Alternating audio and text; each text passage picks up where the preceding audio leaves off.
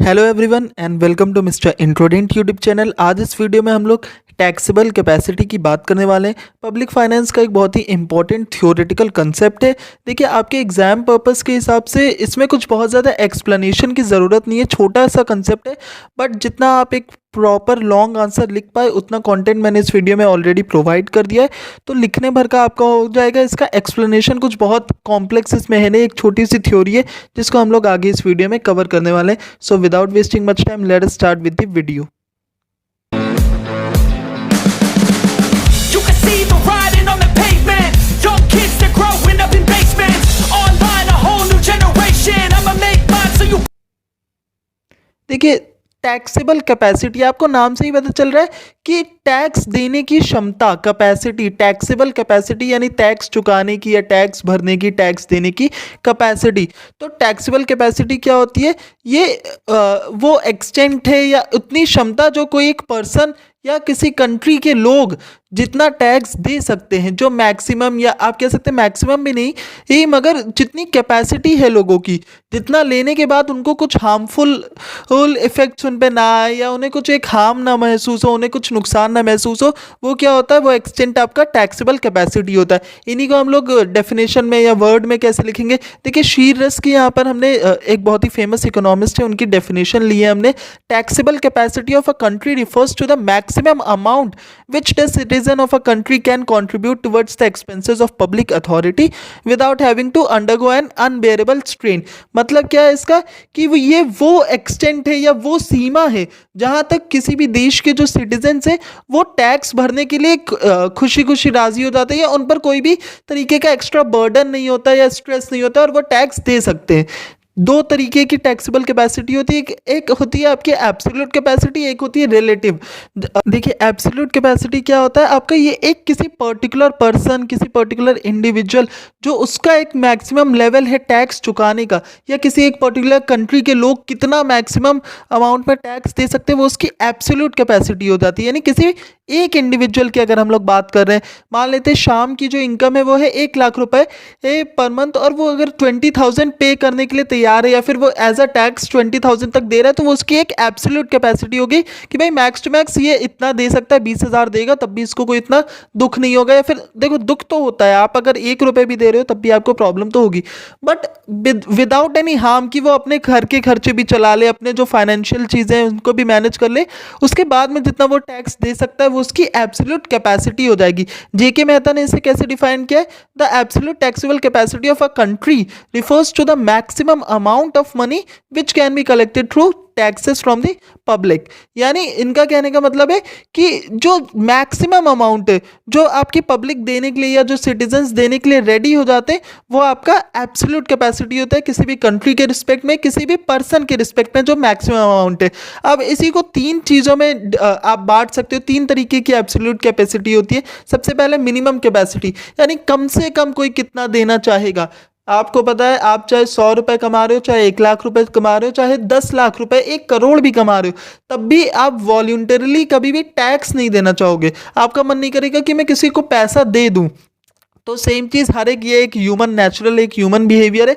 तो हर एक बंदे की ज़ीरो होती है आपकी मिनिमम कैपेसिटी, यानी वो कम से कम ज़ीरो देना चाहता है कि भाई देना ही नहीं चाहता है वो। तो ये तो हो गया आपकी मिनिमम कैपेसिटी। इसके बाद नेक्स्ट होती है आपकी मैक्सिमम कैपेसिटी कि भाई जितना कमा रहे सब ले लो। 100% ऑफ द इनकम आप अगर ले लेते हो तो वो हो जाती है मैक्सिमम कैपेसिटी। तो ये भी गलत है, यानी मिनिमम वाला भी गलत है, 0% देना ही नहीं चाहता है। मैक्सिमम वाला भी गलत है कि आप पूरी ले रहे हो। आप किसी की पूरी इनकम तो नहीं ले सकते हो as a form of tax. वो कैसे अपना घर चलाएगा? वो अपने कैसे खर्चे करेगा?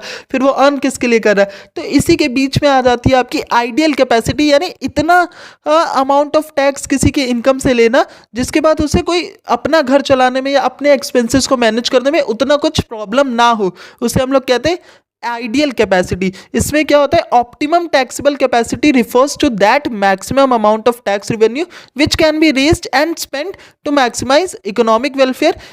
इसका मतलब क्या है कि ये जो मैक्सिमम ऐसा अमाउंट जो आप किसी इंडिविजुअल से ले रहे हो, इकोनॉमिक वेलफेयर पर लगा रहे हो, या फिर पब्लिक अथॉरिटीज़ को चलाने में, पब्लिक इंस्टीट्यूशंस को चलाने में, गवर्नमेंट को चलाने में लगा भी रहे हो, मगर उस बंदे को उतना कुछ नुकसान नहीं हो रहा, बहुत बर्डन नहीं हो जा रहा है उसके ऊपर, तो वो आपकी एक तरीके की आइडियल कैपेसिटी होती है। देखिए दो तरीके की लिमिटेशंस भी होती है आपकी टैक्सेबल कैपेसिटी के ऊपर। सबसे पहले क्या होता है, चेक दी टोटल प्रोडक्शन, यानी किसी कंट्री, यहाँ पर कंट्री की बात हो रही है, कितना किसी कंट्री में प्रोडक्शन हो रहा है, उस अकॉर्डिंग ही उसके सिटीजन्स जो है वो टैक्स देने की क्षमता रखते हैं या फिर उनकी टैक्सेबल कैपेसिटी उस पर डिपेंड करती है। Check to the total revenue yield as the result of imposition of a higher rate of taxation. When we talk about taxable capacity it is usually absolute taxable capacity. देखिए जब भी हम लोग taxable capacity की बात करते हैं तो वो एक एब्सोल्यूट की ही बात कर रहे होते हैं, यानी हम पर्सन टू पर्सन किसी इंडिविजुअल की कितनी इनकम है उसी के ऊपर हम लोग उसकी टैक्सेबल कैपेसिटी लगाते हैं। इसको आप जब हम रिलेटिव वाले की बात करेंगे तब आप ज़्यादा इसे सही से समझ पाएंगे। यहाँ पर एक और चीज़ है कि आपका जो रेवेन्यू है, कितना पैसा बन रहा है। एक तो प्रोडक्शन वाली बात हमने कर ली, एक क्या है कितना पैसा बन रहा है। कई बार क्या होता है कुछ चीज़ों का प्रोडक्शन कम हो मगर उससे यील्ड ऑफ अमाउंट जो है या जो पैसा मिलता है वो बहुत ज़्यादा होता है। तो अगर बहुत ज़्यादा पैसा प्रोड्यूस हो रहा है तो आप उसको ज़्यादा हाई टैक्सेशन या हाई टैक्सेबल कैपेसिटी मानेंगे। ये किसी भी फर्म की, किसी भी कंट्री की, किसी भी इंडिविजुअल की, अगर वो ज़्यादा पैसा कमा रहा है। अगर वो कम पैसा कमा रहा है या कम प्रोडक्शन कर रहा है तो उसकी टैक्सेबल कैपेसिटी भी कम होगी। देखिए रिलेटिव क्या होता है, रिलेटिव बहुत ही आपको पता है, अगर एब्सोल्यूट किसी एक इंडिविजुअल के बारे में होता है तो रिलेटिव एक से ज़्यादा इंडिविजुअल्स, एक से ज़्यादा कंट्रीज़, एक से ज़्यादा इंडस्ट्रीज़, एक से ज़्यादा सेक्टर्स, एक से ज़्यादा फर्म्स की बात करता है। तो सेम चीज़ रिलेटिव टैक्सेबल कैपेसिटी में क्या होता है, जब हम एक पर्सन की दूसरे पर्सन की इनकम से तुलना करते हैं, फिर बताते हैं कि यार ये गरीब है, इसके टैक्स देने की क्षमता, टैक्सेबल कैपेसिटी कम होगी, ये अमीर है, इसके टैक्स देने की क्षमता ज़्यादा होगी। ये देश गरीब है, अंडर डेवलप्ड है, इसमें लोग जो है सिटीजन्स जो है वो कम टैक्स देंगे। ये अमेरिका है, ये डेवलप्ड कंट्री है, रशिया है या चाइना है या कोई भी है। तो यहाँ पर क्या है कि आपका लोगों की टैक्सेबल कैपेसिटी ज़्यादा होगी, लोग ज़्यादा टैक्स दे पाएंगे। तो कंट्री टू कंट्री भी हम लोग इसको डिफर करते हैं। या हम कहते हैं इंडिया में एग्रीकल्चर सेक्टर से ज़्यादा टैक्स नहीं ले सकते, सर्विस सेक्टर से ज़्यादा टैक्स लिया जा सकता है, इंडस्ट्रियल सेक्टर से भी ठीक ठाक टैक्स लिया जा सकता है। तो कैसे, क्योंकि कौन सा ज़्यादा डेवलप्ड है, कौन सा ज़्यादा प्रोडक्शन की आप कह सकते हैं यील्ड ऑफ मनी जो है, कौन ज़्यादा पैसा प्रोड्यूस करता है। आपको पता है इंडिया में सर्विस सेक्टर बहुत पैसा प्रोड्यूस करता है, इंडस्ट्रियल सेक्टर भी अच्छा पैसा प्रोड्यूस करता है। तो वहाँ से आप उनके टैक्सेबल कैपेसिटी को ज़्यादा बोल सकते हो कि ये लोग ज़्यादा पैसा दे सकते हैं। इसके बाद हम लोग देखेंगे फैक्टर्स डिटरमाइनिंग टैक्सेबल कैपेसिटी। किन किन चीज़ों पे डिपेंड करता है, इकोनॉमिक साइज एंड ग्रोथ। देखिए अगर कोई इकोनॉमी जो है वो बड़ी है, कोई कंट्री की साइज, ग्रोथ ये सब बड़ा है तो वो ज़्यादा टैक्सेबल कैपेसिटी होगी वहाँ के लोगों की या सिटीजन्स की, या ओवरऑल उस पूरी कंट्री में लोग ज़्यादा टैक्स देते होंगे। अगर लोगों के इनकम लेवल्स बढ़े हुए हैं यानी लोग ज़्यादा पैसा कमा रहे हैं तो वो ज़्यादा टैक्स दे पाएंगे। टैक्स बेस से क्या होता है, अब broad and diverse tax base increases capacity. Broad and diverse का मतलब क्या है कि ज़्यादा से ज़्यादा सेक्टर्स, ज़्यादा से ज़्यादा तरीके के लोगों को इंक्लूड करना। ब्रॉड बेस का मतलब ही ये होता है कि आप ज़्यादा से ज़्यादा जितने तरीके के लोग हैं, जितने तरीके की एम्प्लॉयमेंट है आपके यहाँ पर, जो भी ऑक्यूपेशन कर रहे हैं, सबको अगर आप टैक्स के अंदर में ले आते हो, सबसे अगर आप टैक्स लेते हो तो सबका टैक्सेबल कैपेसिटी बढ़ जाती है। ऐसा नहीं होना चाहिए कि आप केवल इंडस्ट्री वालों से पैसा ले रहे हो, एग्रीकल्चर वालों पे पैसा नहीं ले रहे हो, टैक्स नहीं ले रहे हो, आप सर्विस सेक्टर वालों से ले रहे हो, आप हाई क्लास ऑफिशियल से ले रहे हो लेकिन मीडियम क्लास या ऐसे लोगों से नहीं ले रहे हो, तो उनकी टैक्सेबल कैपेसिटी फिर घटती रहती है जो हाई क्लास वाले होते हैं। सॉरी हाई क्लास बोल रहा हूँ, मतलब जो एक पर्टिकुलर सेक्टर जहाँ से पैसा बार बार लिया जा रहा है। Tax administration efficiency. देखो अगर इफेक्टिव टैक्स कलेक्शन होगा यानी मिनिमल रिसोर्सेज का यूज़ करके मैक्सिमम रिवेन्यू अगर लिया जाए तो उससे क्या होगा, या फिर करप्शन अगर नहीं होता है, जो गवर्नमेंट अथॉरिटीज़ है वो सही से काम करती है तो उससे भी टैक्सेबल कैपेसिटी बढ़ती है। इसके बाद कंप्लायंस कल्चर। कंप्लायंस कल्चर का मतलब है कि लोग कितने अच्छे हैं, देश में मोरालिटी किस लेवल पर है, लोग पैसा देना चाहते हैं कि नहीं। देखो ये भी चीज़ है, जैसे इंडिया में ही आप देख लो, लोग पैसा चोरी करना चाहते हैं किसी न किसी तरीके से। कोई दुकानदार है तो वो अपना बिल नहीं देता है, पीछे से चीज़ें कर देता है, बहुत सारी चीज़ें होती हैं। तो लोग कितना टैक्स देना चाहते हैं अपने देश की डेवलपमेंट के लिए, वो भी एक बहुत ही इंपॉर्टेंट चीज़ है टैक्सेबल कैपेसिटी को डिटरमाइन करने के लिए। टैक्स पॉलिसी किस तरीके से लगाई गई है आपकी, इनफॉर्मल इकोनॉमी है, अगर इनफॉर्मल सेक्टर है तो इससे क्या होता है कि आपका टैक्स बेस बढ़ता है। मैंने वही कहा था, जो आपके ज़्यादा से ज़्यादा अलग अलग तरीके के ऑक्यूपेशंस को भी इंक्लूड किया जा सकता है।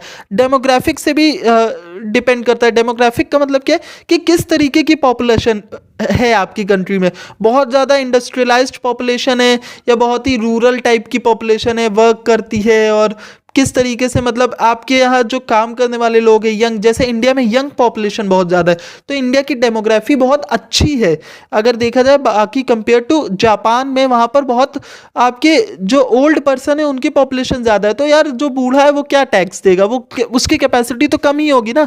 तो आपके डेमोग्राफिक्स पे भी डिपेंड करता है। इकोनॉमिक स्ट्रक्चर किस तरीके से है, कुछ एक्सटर्नल फैक्टर्स होते हैं जैसे ग्लोबल ओवरऑल क्या कंडीशंस चल रही हैं, या कुछ बिजनेसेस जो ग्लोबली होते हैं उन पर दूसरे देशों का भी इफेक्ट पड़ता है, तो कई बार ऊपर नीचे होता रहता है।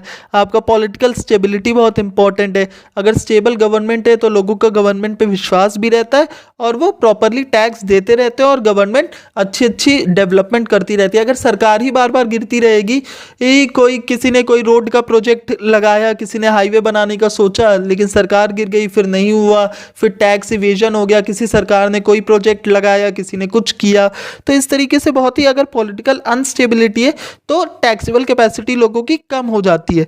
सोशल और कल्चरल फैक्टर्स पे भी डिपेंड करता है कि किस तरीके से ये देश के जो लोग हैं वो कितना ज़्यादा इन चीज़ों में बिलीव करते हैं, गवर्नमेंट को टैक्स देने में, या किस तरीके के, कैसे कामचोर लोग तो नहीं है तो उस पर भी डिपेंड करता है। आपका टैक्स पेयर की एजुकेशन पे डिपेंड करता है कि अगर पढ़े लिखे लोग होंगे तो वो प्रॉपर कोशिश करेंगे कि हाँ टैक्स देना चाहिए, इससे देश का भला होगा।